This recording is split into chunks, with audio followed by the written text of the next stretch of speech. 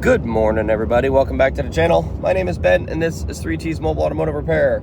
Today is Monday, April 21st, and we are on to our first job of the day. We've got, I believe, about 6 or 7 on the list for today. And they're all really checkouts. I don't have any major repairs today, which is good. I don't like doing major repairs on Mondays. So let's go get after it. Let's get this done.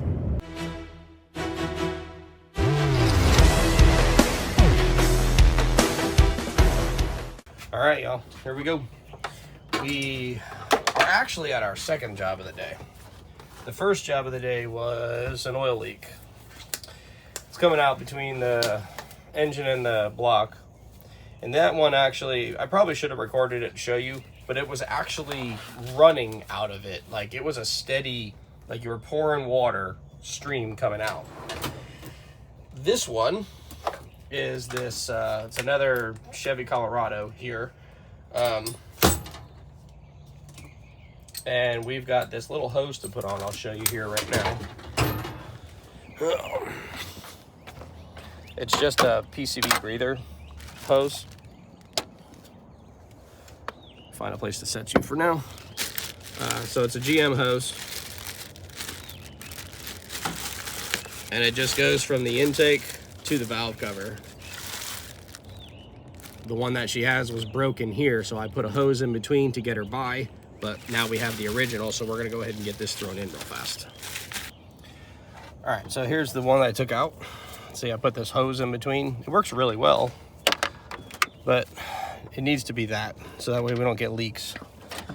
So it goes right here, and then back there underneath that heater hose. All right, so I'm just sitting in this Colorado.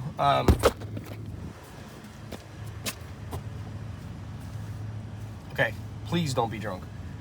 So I'm just sitting in the Colorado, checking some data after putting the hose on, make sure I didn't screw anything up. But I wanted to talk to you about my new little tool. It's the Autofix D1 Lite. This was not sent to me. I bought it with my own money. I am not privileged on my social media platforms to be sent tools, and I'm okay with that. I wouldn't mind getting tools sent to me because that stuff costs a lot of money. But the reason why I bought this was 2 things. 1, I'm cheap. That's the third thing. So I'm cheap. 2, I like buying tools. And 3, my Autel scanner is out of date.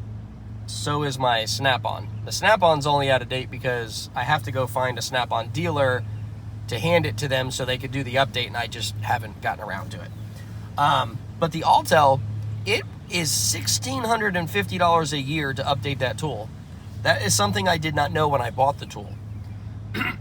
Now, I did buy that tool just for the pure fact that it was a J tool and a 4-channel lab scope. So I felt like it was easier to buy that than spending like $8,000 or $9,000 on separate individual high-end tools. I bought that because at the time I didn't really have a lot of money. It was $5,000, and that was a big thing for me to do back then. It's a big thing for anyone to do today. But I did it on like a 6-month same as cash at Advance Auto through my commercial account. So I bought this one because this is 2 years free updates, but now I can access the Chryslers. Because that was out of date, the auto authorization will not work. So the auto authorization works perfect with this. I already used it on my a Jeep, which is my mail carrier's Jeep. It's a 2021. $350, $380 with tax to buy this on Amazon. And you can also get it through, some people have some links that you can use. I personally don't have one because I bought it myself, but that's why I bought it. I bought it so I could use the auto authorization for the next 2 years, and I can pay off some of my other expenses I have, and then I can decide on what I would like to do at that point, what I would like to update, or what I would like to buy next.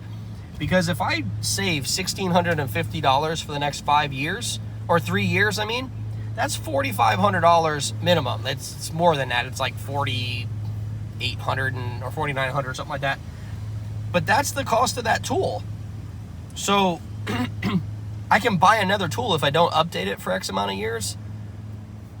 It's just one of those things that's kind of annoying. So I bought this to get me through the next 2 years, so I just don't have to think about it. And quite frankly, this does damn near everything that the Autel does, just at a slower rate because the processor's not as fast. So we're going to try it out for a few weeks and see how much I really do like it, but I'm sure it's going to be my go-to because it's small, it's quick, and it just turns on, and that's it. I can leave it on. The Autel I always shut off because it's in the drawer, and it just takes 10 years to turn on. So anyway, I'm done at this job. I'm going to get out of here, and we need to get on to our next job because I'm talking too much. I just wanted to talk to you about something else. So my schedule today originally had, let's see, 1, 2, 3, 4, 5, 6, had 7 on the list. One actually got canceled the other day, but since I don't answer the phone on the weekends, I didn't know it until late last night when I looked at it, or actually acknowledged it, because it does come through to this phone, but I don't allow it to bother me. But then I just had a person text me and cancel. Their job was supposed to be on Wednesday, which is fine. So what my point is here is, don't be afraid that if people cancel on you because of this reason. That those 2 people canceled, right? No big deal. Wasn't huge paying jobs. One was a checkout, and the other one was the one with the turbo leak that I was putting the seals in for. But my point being is, when I was at this job, my phone went off 4 times with people that want on the schedule. So now I have some openings that can put people in that want to spend money. So again, you're always going to the phone's always going to ring. So don't stress if people cancel and things happen. Yes, it's going to happen. You're going to stress, but I'm just trying to tell you not to. So I'm going to go answer a bunch of these messages real quick. And we're heading on to our next job, which is a basic one. I think I don't even know what it is. It's a battery, and then something else. I have no idea. Anyway, I'll see you guys there. Well, I'm an idiot. I wasn't paying attention, and I thought I recorded this job, and I didn't. But it's just that Mazda 3 over there. It was the battery. That's all. It was just a battery change. So I had it confused with another job I have this week, which is a battery that I haven't picked up yet. But and there's something else to do on that job, so we'll find out what that is that day, which is some other time this week. But phone's ringing. I'm going to answer that and head on to the next job. See you there. Okay, so I'm at my next job. It's this little 2015 GMC Terrain. I was here last week. We did spark plugs and an air filter. But they were complaining about radio issues. Radio issues here are the screen locks up, and they have various camera problems. So there's a bulletin for it for a reprogram. So we're going to go do that reprogram now. There's also like a million other bulletins for different radio stuff. 1, 2, 3, 4, 5, 6, 7, 8, 9, 10, 11, 12, 13. There's 13 different issues with the radios on these things. This one is the most representative of the issues that this customer has. So before any parts are replaced or anything else, we're going to do the reprogram and make sure that that is all it needs.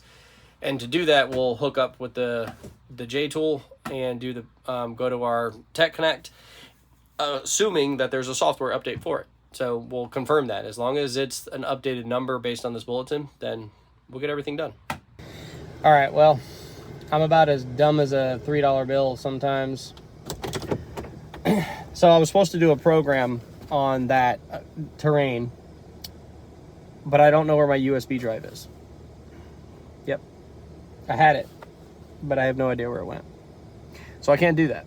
Mainly because, so not all programs are the same. The program for that, when it comes to the radio, it tells me in service information that there's an update that has to be applied to a USB drive, and then you plug your USB drive, it downloads it to that or something.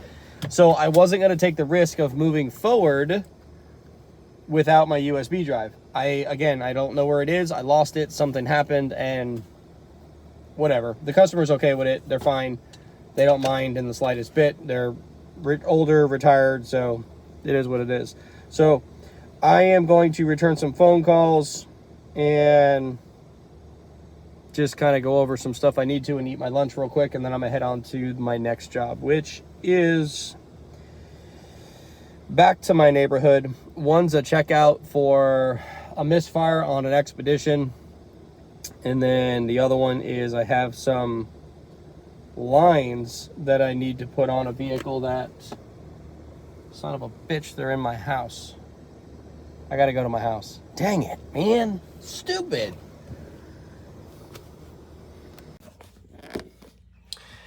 All right, I'm at my next job. It's this Silverado out here. This is kind of one of those jobs where you need to fix your mess up, okay? So this one here, what we've got going on is we got a power steering leak.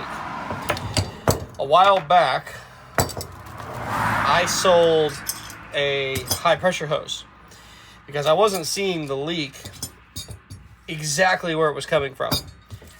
I thought that it was coming from the line, and I was wrong. It's coming from a different line. It's coming from one of these lines. These go on the steering rack. So, in a situation like this, I personally do the right thing. He paid for a high pressure hose. That did not fix his problem because I completely missed it. 100% missed it. I thought that where it was dripping from was coming from the hose and dripping on to the frame rail and coming down. And it turns out it's not. That one of these lines, they have I can't tighten it enough to stop it from leaking. So instead of putting an entire rack in it, I was able to locate the lines that go on the rack. There's no O-rings. That's cool. Gotta put O-rings on it. So I'm gonna go in there underneath it and get these replaced. And hopefully it'll stop leaking. It should, because it leaks all over the damn place. So yeah, I'm going to go do that. And like I said, do the right thing. If you screw up, own it. Just deal with it. Get the right stuff, fix the car for the customer, and move on. So that's what we're going to do now, as long as it's going to get fixed the right way. Yep. All right, I'm going to go take care of it. So that's where it is right there. That's the truck. I'll show you the leak here in a minute. Actually, come here. Come on, come with me. Oh, see, look. The puddle's already forming. And it's up on the top side of the rack, right there. That's where it's leaking. So, yep. We're going to go take care of that. Fun stuff. I'll bring it back later if I need you. Okay, I'm all set. Everything's back in. It's gonna get loud under here, but I'm gonna just show you the fittings that nothing's leaking. And I can literally just sit under this truck, which is kind of cool. So, over here. So right there, not this one, but that back there, that's one connection. There's no leaks on that. And then this line right here is the one that was leaking really bad. It's not leaking anymore. And then that one over there is good. So let me get out from under here real quick. So, where are the old lines?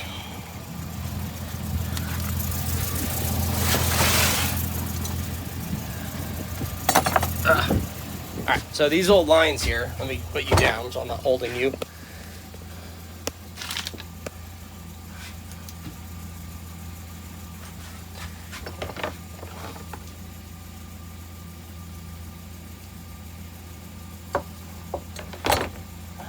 I can't tell exactly where it was coming from, but this flare on this line is what was causing my problem.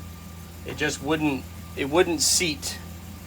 Typically you'd see a split in there, but I'm not seeing one at all.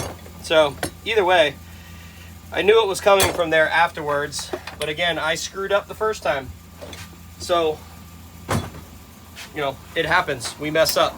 We sometimes are doing 1,000 things a minute and we don't take a moment to slow down. So like I said, when I first saw this one, I didn't see an excess amount of fuel coming out, or power steering fluid coming out. It looked like it was saturated on the hose and was leaking down and then just dripping from the frame rail. Never would have expected that at all. So like 2 weeks later, or a week later, after I did the power steering hose, he had called and said, hey man, it got worse. Like, it's leaking all over.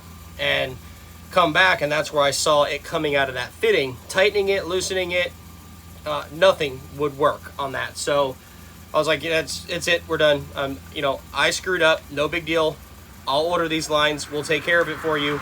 You know, no charge to you. You already paid for something. You get a free line out of it, no big deal. Because that's what you should do. In my eyes, that's what should happen. If you mess up and do the wrong thing, you don't get to keep charging the customer over and over and over again. You only get to keep charging them if they have continual failures of different things. This was not a failure of additional things. This was a failure that I missed the first time. So we take care of it. It's done. So anyway, I got 2 more to do, which one of them is a inspection to see if a shock is leaking, because they were at the dealer and the dealer told them they needed all 4 shocks because one of them was leaking. They went for an oil change. So we're going to go check that. And then the other one is an expedition that he says he has a misfire. But I don't know if I'll film anything on these 2, but just know we're going to go quickly look those over, and then we'll be in the office. Okay, so one of the jobs, this one here, that little Ford Escape that's sitting there,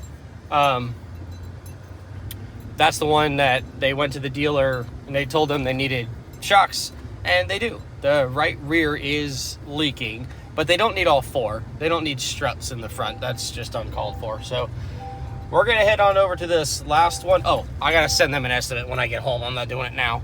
So we're gonna head over to this last one on the way back to the house. Probably won't show you this unless it's something really cool. So probably the next time you see me, I'll be in the office. All right, well, I'm in the office. I can tell you right now, what a pitiful day. I kind of shot myself in the foot on at least one because of the reprogram job. That was a couple $100 that I lost because I still don't know where the hell my USB drive is. I must have dropped it outside in the grass somewhere and I can't find it to save my life. So I'll have to grab another one and reschedule for next week. But let me go show you the numbers. They suck. They do. All right, well, there you have it. 3 jobs. Like, not even 2 hours today because it was just checkout time. $188 in RO sales, or average RO sales, with a pitiful 54% margin, and only $564 for the day. What is that crap? So, yeah, I don't really have anything else to give you on that. It was a bad day. But, again, you're in business, I'm in business. This is what it is. Sometimes you get your butt kicked, and it just is the way it is. I screwed up what I was supposed to do on 2 of those jobs, and nothing I could do about it. So tomorrow's another day. I got a big day tomorrow. I've got 3 AC jobs, and then I have no idea. Oh, I think that's an AC checkout. This guy, I don't think he answered me, so he's probably not going to get on my schedule. And then this one, oh, that's not it. Yeah, so I only have 4 on the list for tomorrow because the first one's a bigger evaporator job, and then the second person is 2 jobs, and then an AC check, so that's 4. And then I don't know if this guy is going to answer me back. If he does, we'll go look at it. He's got 2 vehicles there. If he doesn't, he's not getting on the schedule, but that's fine because my first 3 jobs are bigger jobs for the day. So I didn't schedule out that day because I have to pull the dash on that old Tundra. Tomorrow should be a good day. We'll definitely make up for what we missed today, and our week should still be really good. So anyway, that's all I got for you. I appreciate y'all. If you like what we're doing, don't forget to like and subscribe, and we will see you on the next ride along.